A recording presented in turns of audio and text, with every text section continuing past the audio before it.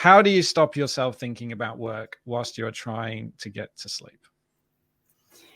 This is probably first of all, thank you for being open and vulnerable to your audience. I mean, it's important that we all are acknowledging that, everyone here is human, and you and I experience the same kind of woes that everybody else who's listening does. And it's really powerful that you were open to sharing that this was your experience. And I know, I don't say that a lot, but I know that there are other people who are listening to this either live or on the recording that also struggle with sleep and struggle to do that. So much so that I've actually created a whole on-demand topic on sleep and sleep management, which will be available on my website coming soon. Currently, we have other on-demand topics that are there. This one, I think it's due to be released either towards the end of this year or beginning of next year.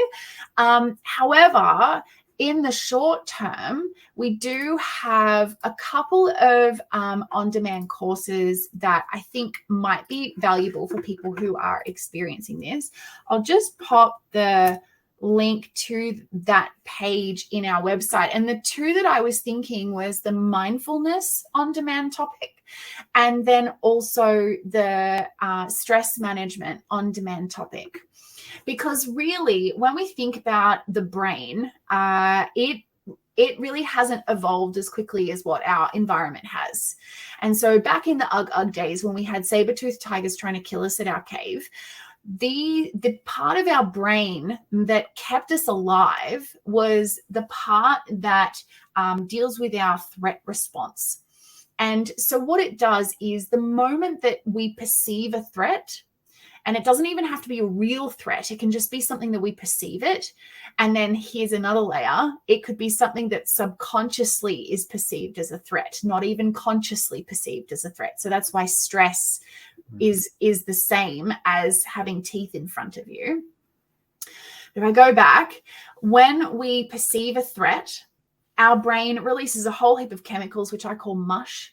And basically what mush does is it switches off everything in my body that I don't need to run away or fight the tiger. And it switches on everything that I do need to run away or fight the tiger. And so one of the things that we definitely do not need in order to run away or fight the tiger is sleep. So our brain, the moment that we're experiencing stress, distress, other big feelings, any kind of, significant discomfort, it will result in the brain's desire to sleep potentially just being switched off. So the way that sleep works is we have the initiating of sleep and then the maintaining of sleep. So initiating is where we actually have the process of getting to sleep, right? So when I talk about, concerns around initiating sleep, some of the really helpful things that you can do is you can start your bedtime routine from 4 p.m.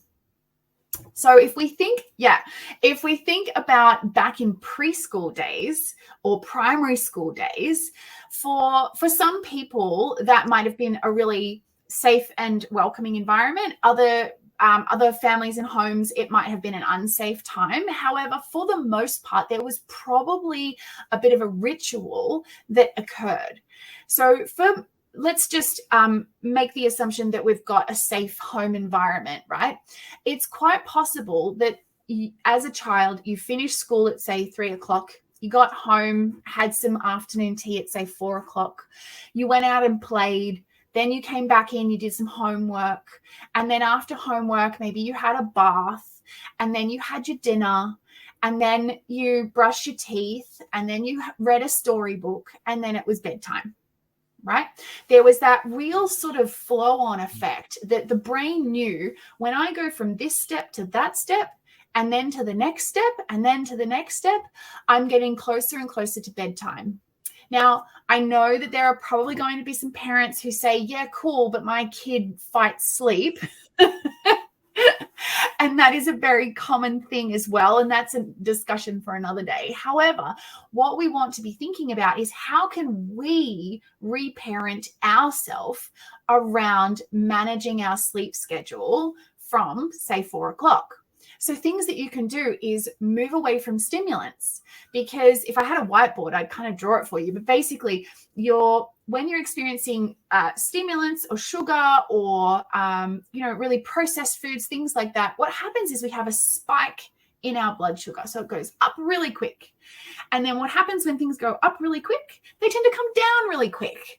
And that like spike drop also is perceived as a death warning to our threat response in our brain. It thinks that, oh my God, we're going to die because we don't have any food in our tummy. So it craves things. We get moody when our blood sugar goes up and down. All of these things are impacting on our ability to lull ourselves into sleep.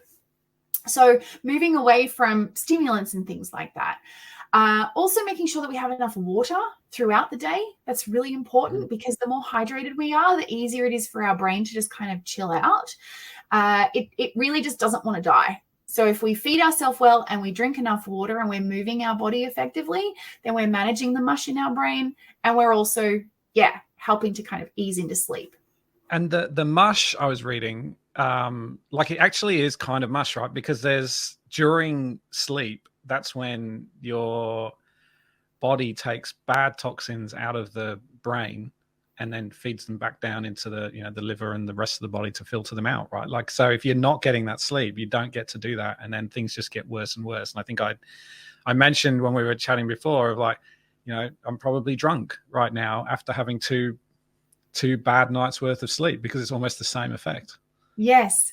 So I talk about there being 3 little dudes in your brain when you're asleep.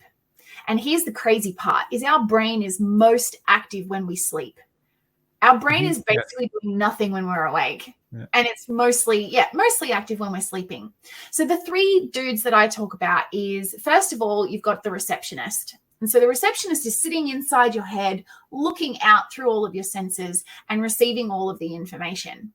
And basically what it's doing is it's throwing it behind it. It's like fling, fling, fling, fling. And then when you go to sleep, the receptionist turns around and looks at the mess and goes, okay, well, I'm going to order that, and gets his like Marie Kondo on and, puts things into the ordered spaces so that it's easy for us to recall.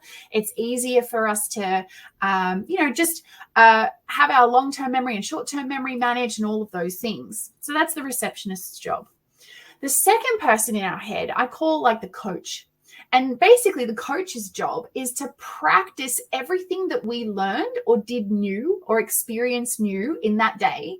It practices that so that it's easier for you to do that again the next day. Mm-hmm. So that might be things that are complex, like learning a new language or a new software system or whatever it may be. But it could also be, I found a new shortcut that gets rid of all of these traffic lights that I keep getting stuck in every week. I can now go that way. So the coach is literally driving that route as well. The third dude in our brain, I call the paramedic. And basically what he does is he goes around all of the body and does all of the healing, repair, and growth. So everything that you were talking about getting the things out and filtering it out. And if we're going to sleep intoxicated, so if we're drinking alcohol to try and help us go to sleep, or we're smoking marijuana to try and help us go to sleep, or whatever it may be, we might be taking sleeping tablets. And I'd just like to say, if I'm describing something that fits for anybody who's listening, it's really important that before you make any drastic changes with stopping taking medication or stopping any kind of substances, that you do this in conjunction with talking to a doctor, because there are certain aspects of stopping things that can be really quite dangerous on a physical level, like seizures and things like that. So it is really important that you speak to someone who is a medical professional that can oversee any changes that you're going to make. However, if we are going to sleep with those things in our system, then those 3 dudes that I was talking about, they're all intoxicated or drunk or doped up on whatever sleeping tablet it is. So they're also not able to do their job, which means that we wake up really soggy the next day because we haven't actually been able to do all of the really important work while we're sleeping. And that's how the cycle continues. So Yeah, that's Brilliant. a whole, I guess, condensed version of what you can learn on the thing. Yeah. But yeah. I think that was really well explained. I think we've never done such an in-depth answer on sleep before. Yes. So that was fantastic. And if you go to nevernotcreative.org and click on asking for a friend, you'll now see that actually all of the questions and answers are up as separate videos. You don't have to try and pick which monthly session you want to watch. So this one will go straight into the sleep category, which is fantastic. I'm in the middle of reading this book called Stolen Focus. So I've just dropped that into the chat, which I think it has a full chapter on sleep, and talks about many of the things that you just brought up then. So really worth a read too. All right. So tonight I will be thinking about my routine from 4 p.m., not from 11 p.m., and trying to build myself into sleep. I'll let you know how I get on. Awesome. I can't wait to hear about it.